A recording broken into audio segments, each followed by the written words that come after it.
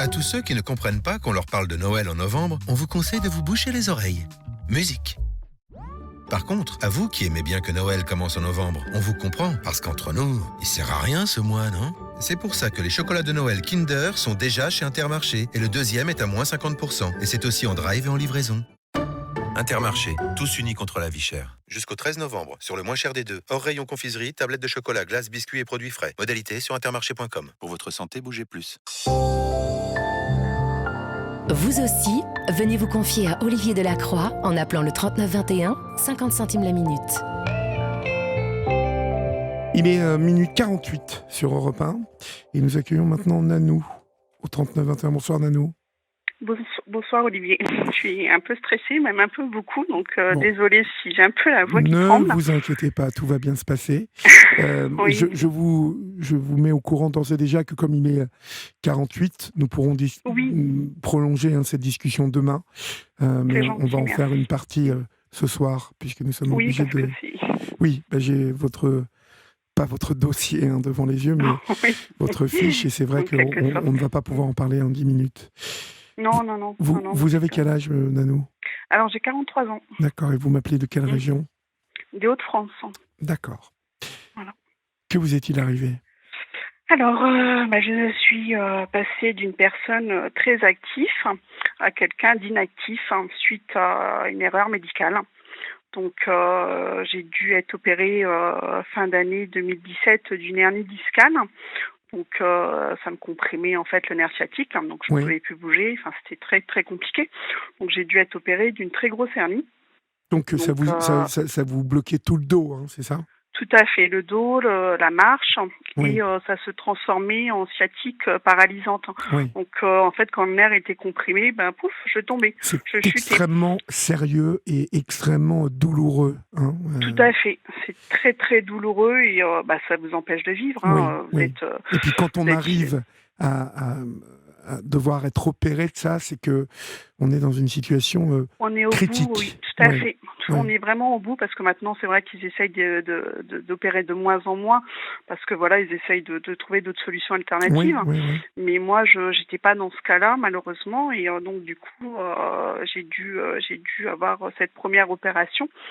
Donc, qui s'est passé pas trop bien, je pense, puisque le lendemain de cette opération, j'avais les mêmes douleurs. Donc, au réveil après l'anesthésie, en fait. Donc, j'étais aussi souffrante avec le même nerf sciatique toujours coincé. On vous a peut-être dit que c'était normal, non, ou pas ? Tout à fait. Oui. Tout à fait, on m'a dit que c'était tout à fait normal, qu'il fallait attendre que ça se passe, que l'opération se passe, que le champ opératoire se ça passe. Cicatrise, sans doute. Tout à fait, voilà, c'est ça. Mm-hmm. Donc bon, je suis restée sur ça en espérant bien sûr que c'était ça. Et en fait, le temps a passé, les semaines ont passé et non, j'étais toujours dans la même situation. Donc j'ai eu le rendez-vous avec le professeur qui m'a opéré et je lui ai dit vous savez, vous m'avez opéré, mais j'ai l'impression que vous m'avez pas opéré. Donc il a fait un peu une drôle de tête parce que je lui ai dit j'ai toujours cette douleur avant et après, si rien n'a changé quoi. Donc, on a dû attendre pour passer un IRM au bout de 4 mois, parce qu'il faut un délai aussi, pareil, pour avoir que le champ opératoire soit un peu plus atténué. Et donc, finalement, j'avais raison d'insister, puisque finalement, je pense que l'hernie a été revenue aussitôt le lendemain, quoi. Ah oui, d'accord. L'hernie discale était toujours là, toujours aussi importante. Donc, c'est pour ça que j'avais toujours mal. Donc, on voit combien c'est compliqué en plus. C'est assez subtil comme opération. C'est très, très précis et en même temps, on n'est pas sûr de réussir. Voilà. Ouais. Et en fait, une récidive, parce que j'ai une récidive précoce, et la récidive précoce, ça arrive que dans 2% des cas. On peut avoir une récidive d'hernie discale, mais ça arrive peut-être au bout de 5 ans, 10 ans, dans le futur, mais pas aussitôt. C'est très rare, quoi, en fait. Donc, je faisais partie du petit pourcentage où ça arrivait, ça revenait aussitôt, quoi. Donc, ce qui était embêtant, puisque j'étais toujours dans la même situation et qu'il fallait réopérer, puisque je pouvais pas rester comme ça. D'accord. Donc, comment ça s'est passé ensuite ? Alors, en fait, ensuite, réopération. Donc, j'étais déjà stressée parce que, voilà, je pensais être tranquille la première. Et puis finalement, on vous redit que non, on recommence tout. Donc, rebelote. Et là, il y a eu, je ne sais pas ce qui s'est passé ce jour-là, mais je crois que j'ai eu pas de chance. Donc, le professeur m'a cassé un outil chirurgical. Donc, c'est une pince à disque qui m'a cassé ça dans ma vertèbre. Qui fait entre, on va dire, 1,5 voire 2 centimètres, qui est planté dans la vertèbre et dans le muscle du psoas. Donc le muscle du psoas, ça aide en quelque sorte, de ce que j'ai compris, à lever la jambe en fait. D'accord. Donc j'ai appris ça 5 minutes avant de partir chez moi. Comme quoi que j'ai eu un outil qui était cassé dans le dos. Oh là là. Un outil cassé dans le dos. Oui, qui est toujours là, donc c'est incroyable. Qui est toujours là. Il est sur ma radio. C'est même impressionnant parce qu'on voit bien la forme en fait. Enfin, j'en rigole, mais je rigole pas vraiment. Mais donc en fait, depuis cette deuxième opération, on a appris d'autres choses avec cet outil-là. Et puis, depuis ce jour-là, c'est la misère, quoi. La misère pour je moi. me doute. Donc comment on réagit à une telle situation quels sont les recours? Sur le coup, j'ai réagi. Il m'a annoncé ça 5 minutes avant que je parte, et puis je souffrais le martyre à l'hôpital. J'étais vraiment en fait très très souffrante. J'ai eu les jambes paralysées au réveil, et en fin de compte, c'est parce que le champ opératoire il a été beaucoup plus important puisqu'il a essayé de sortir cet outil-là. Donc ça a eu des répercussions aussi pour la suite, puisque ça a créé en fait un gros hématome.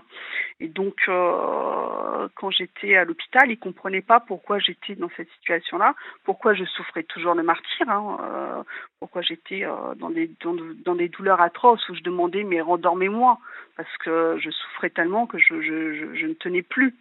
Donc quand il m'a dit ça, j'ai essayé plusieurs fois de l'avoir, il n'est pas venu me voir. Donc j'ai demandé à ce qu'il vienne, à ce qu'il passe pour que je comprenne pourquoi j'étais comme ça, que j'avais eu des douleurs atroces et que j'avais aussi ma jambe droite qui était encore paralysée. Donc et il n'est pas venu, il est venu vraiment quand je suis partie pour me dire ça vite fait. Donc à partir de ce moment-là, on réalise pas trop en fait. On est un peu abasourdi et puis on comprend pas ce qui se passe. On est aussi dans la souffrance. Oui, vous m'étonnez. Donc on est en fait on est en stand-by et on est un peu dans le néant puisqu'on vous dit ça, et puis il me dit de toute façon c'est pas grave, un outil, le corps il va l'envelopper, ça vous risquez rien.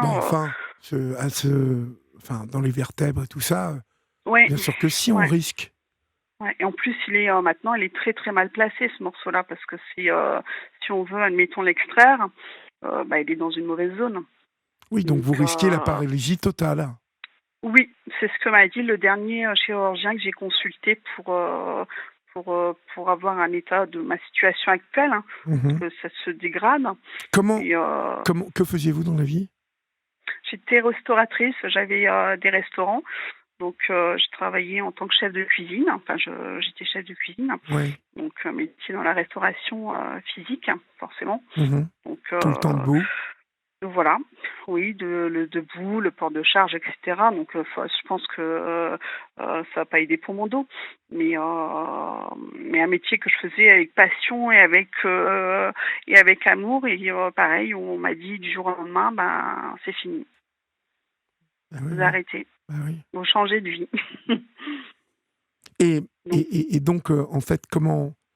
Bon, je ne vous demande pas comment vous vous sentez, parce que ça doit être terrible de vivre un truc pareil, mais vous attaquez le chirurgien qui vous a opéré? Alors, en fait, j'ai essayé de faire des démarches, mais en fait, c'est très compliqué. Donc, c'est compliqué parce qu'ils sont pratiquement intouchables. Donc, et ça fait aussi partie du pourcentage d'erreur. C'est ce qu'on m'a dit. Vous faites partie du pourcentage d'erreur.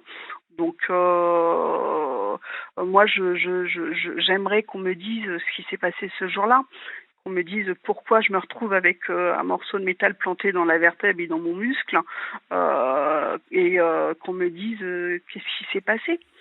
J'aimerais avoir des réponses à mes questions. C'est un peu la moindre des choses, non? C'est la J'ai moindre pas des eu tout choses. ça. J'ai pas eu Mais tout ça. pourquoi, Moi, au nom de quoi, vous n'avez pas eu de réponse? je sais pas, Olivier. Je sais pas. Je Vous sais avez pas pris un pourquoi. avocat Alors oui, Manon? j'avais pris un avocat, mais ça a marché. Enfin, ça déboutit à rien en fait, parce qu'en fait, quand on passe par une commission, donc on passe devant un expert. Donc je suis passée devant un expert. Oui. Donc l'expertise, pour moi, à mon sens, a été minimisée, puisque l'expert m'a dit, mais de toute façon, ce morceau de métal vous embêtera pas, vous aurez aucun souci. Et en fin de compte, C'est pas l'avis du médecin que vous avez vu, visiblement. Et pas du tout aider Mais médecin, alors, parce que j'en ai vu. expliquez-moi, et c'est la dernière question que je vous pose, parce qu'il est 58h30, et on reprendra cette discussion demain. Cette commission, elle a été nommée par qui? Alors exactement? en fait, on est obligé de passer par là quand il y a des erreurs médicales. Donc c'est l'avocat qui passe par là. Hein. C'est la première chose qu'ils font. Donc il faut intervenir cette commission-là. Et en fait, c'est une commission d'État. Hein. C'est géré par un organisme d'État. Et donc après, c'est l'avocat qui fait la demande. Donc après, nous on passe devant un expert et puis après il donne sa conclusion et puis voilà. Sauf que au moment où la conclusion elle a été donnée et tout ce qui s'est passé pour moi derrière, c'est complètement l'opposé. Ça n'a rien à voir. D'accord. Alors, on rentrera un peu plus dans le détail demain. Florian va vous rappeler. On regardera le début de l'émission ou vers 23h. Ça, il vous dira, lui. Mais on va rentrer un peu plus dans le détail de toutes ces commissions et de tout ce qui vous reste à mener comme combat. Oui, je me doute, mais c'est important pour toutes celles et ceux qui nous écoutent, parce que je rappelle que ça n'arrive pas qu'aux autres. N'oubliez pas. C'est pour ça que bien sûr. Je vous embrasse, Nanou, et je vous dis à demain. D'accord ? Merci, Olivier, merci. À demain. Au revoir. Merci, bonne à nuit. demain. Au revoir. Chers amis, bonne nuit. Chers amis, c'est la fin de votre libre antenne. J'espère que vous avez passé un bon moment. Bien évidemment, on se retrouve tout à l'heure, dans quelques heures, à 23h. Et puis, en attendant, dormez bien. N'oubliez pas qu'ici, on vous aime. Et je me réjouis de vous retrouver dès demain. Salut.